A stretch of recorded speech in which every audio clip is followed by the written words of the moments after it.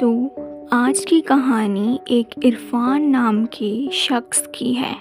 इरफान जो आर्थिक रूप से काफ़ी असहाय था, जिसके कारण उसने 20 साल पूर्व ऑटो रिक्शा चालक बनने का फैसला किया।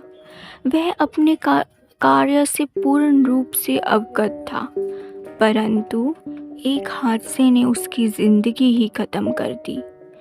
आखिर क्या थी ये कहानी? तो आज की कहानी इरफान नाम के शख्स के ऊपर है।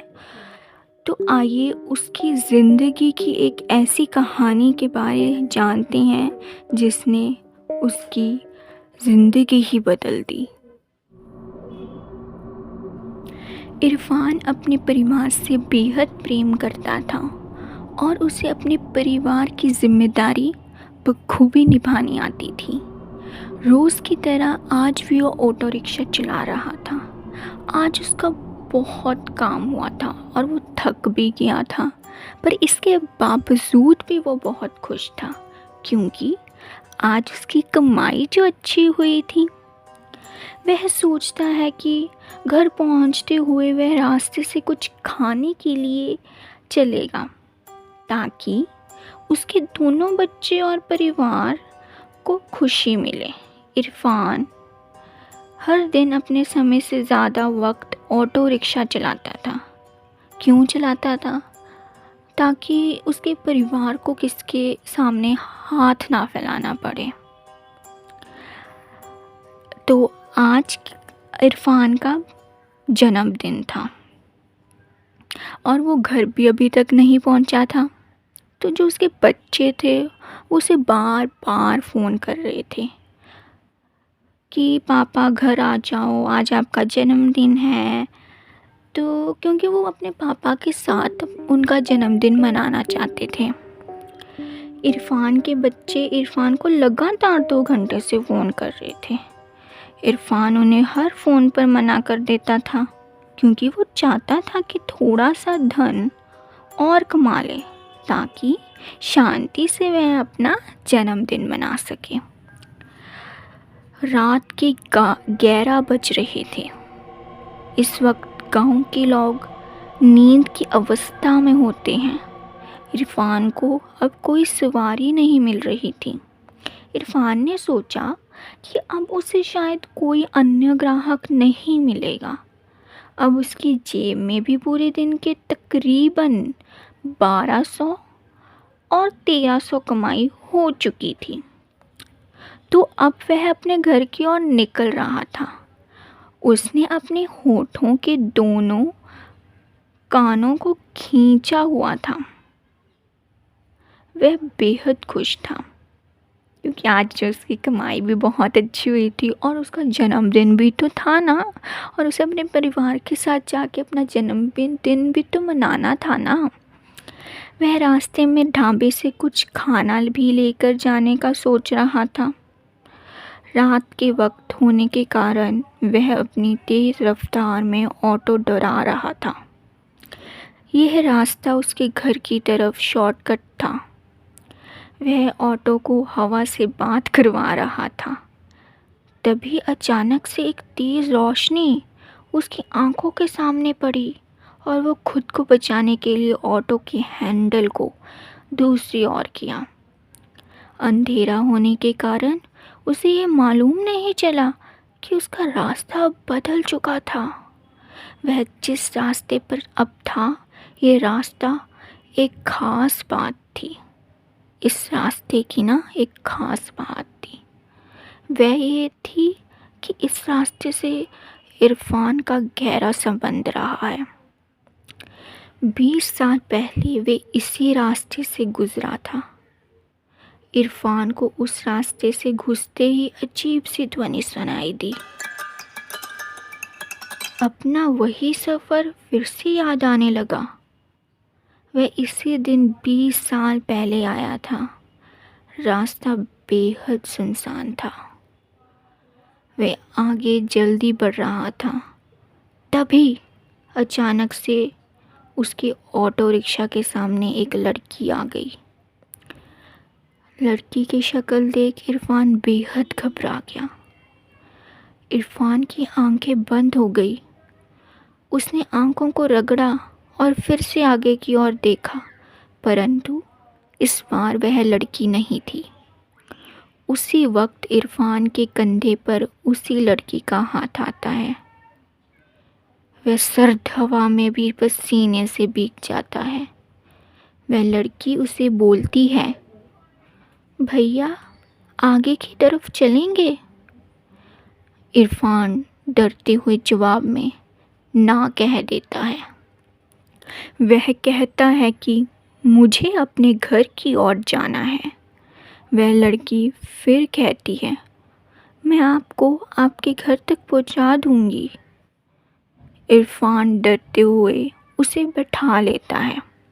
वह अपना फ़ोन निकालकर अपने घर फ़ोन करने की कोशिश करता है, परंतु उसके फ़ोन में नेटवर्क नहीं आ रहा होता। लड़की उसे कहती है, यहाँ फ़ोन नहीं चलता। इरफान इस वक्त हद से ज़्यादा घबरा जाता है जब उसे मालूम पड़ता है कि जो लड़की उसकी ऑटो में बैठी होती है, उसकी तस्वीर उसके आगे बने शीशे पर नहीं दिख रही होती। इरफान उस लड़की को देखने के लिए पीछे मुड़कर देखता है तो उसका ऑटो ध्यान भटक जाता है और उसका ऑटो एक विशाल वृक्ष से टकरा जाता है। इसमें इरफान की मौत हो जाती है।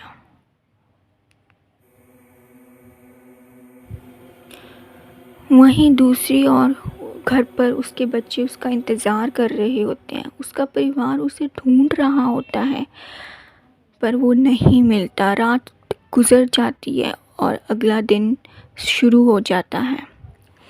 उसके बच्चे, उसका परिवार, उसकी बीवी उसे ढूंढते हैं, पर वो फिर भी नहीं मिल रहा होता है। उसका परिवार बेहद चिंतित रहने लगता है।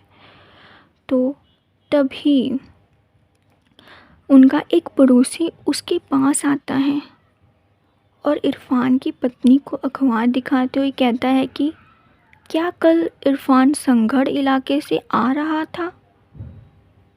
इरफान की पत्नी कहती है कि उसे नहीं मालूम, लेकिन ये इरफान नहीं हो सकते। वो गाड़ी कभी लापरवाही से नहीं चलाते। वह इतने भरोसे इसलिए कह पा रही थी क्योंकि अखबार में मरने वाले की फ़ोटो नहीं थी। इरफान के घर के सामने अचानक से पुलिस की गाड़ी पहुंचती है। सभी घबरा जाते हैं। पुलिस के हाथों में एक तस्वीर होती है। यह तस्वीर इरफान के लाश की होती है। पुलिस इरफान की पत्नी से जब पूछता है तो उसकी पत्नी कहती है, जी साहब, ये मेरे पति हैं। इरफान की पत्नी इरफान को मृत शरीर देखकर खुद को रोक नहीं पाती। उसके आंसू बहने लगते हैं। बच्चे भी बेहद ज़्यादा रो रहे होते हैं। तो तभी पुलिस बोलती है उन्हें, देखिए, हम आपका दर्द समझते हैं। हम आपकी ये सहायता करने ही आए हैं। हम आपसे कुछ सवाल पूछना चाहते हैं जिससे इस केस में थोड़ी मदद मिलेगी। इरफान की पत्नी मदद करने के लिए तैयार हो जाती है। तो पुलिस पूछते हैं उनसे, इरफान ऑटो रिक्शा कब से चला रहा था? तो इरफान की पत्नी बोलती हैं, जी आज तकरीबन 20 साल हो गए। आज ही आपने जन्मदिन के इन्होंने ऑटो चलाना शुरू किया था। अच्छा, ये ऑटो उसका खुद का है? तो उसकी पत्नी का जवाब होता है, जी, शादी के कुछ महीने बाद उन्होंने ऑटो को अपने नाम पर करवा लिया था। इससे पहले ये ऑटो उनके बच्चा या चाचा का था। वे ऑटो यूनियन के पूर्व प्रधान रह चुके हैं। पुलिस इरफान की पत्नी से पूछताछ करने के बाद मोहम्मद के पास पहुंचती है। मोहम्मद पूर्व ऑटो यूनियन का प्रधान रहा और इरफान का चाचा है।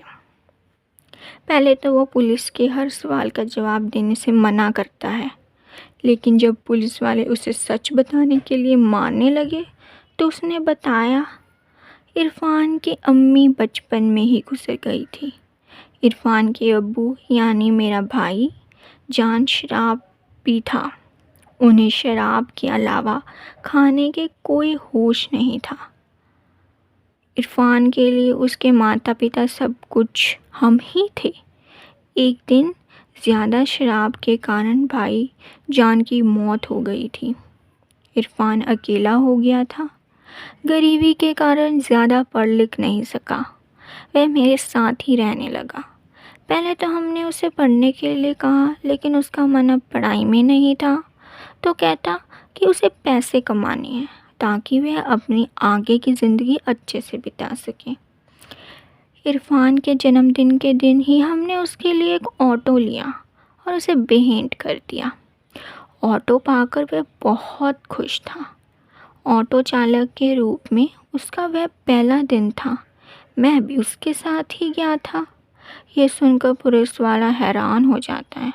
पुलिस बीच में रोकता है और पूछता है, तुमने तो कहा था कि इरफान उस वक्त अकेला था। झूठ कहा था मैंने। इरफान का जन्मदिन था तो उसके लिए संघर्ष से एक शराब की बोतल और साथ में कुछ चखने में भुजिया ली। ये रास्ता हर वक्त सुनसान ही रहता है। उस वक्त रात के 10:15 हो रहे थे। हमारे ऑटो को एक लड़की ने रोका। वह बेहद खूबसूरत थी। छोटे कपड़े पहने हुए थे। अपने घर जाना चाहती थी, लेकिन मैंने और इरफान ने काफ़ी शराब पी हुई थी। इरफान नशे में बेकाबू हो गया और उस लड़की का रेप करने लगा। वह चीख भी रही थी, लेकिन उसकी सुनने वाला उस जगह पर कोई नहीं था। यह सुनते ही पुलिस वाला आगे के केस को समझ गया।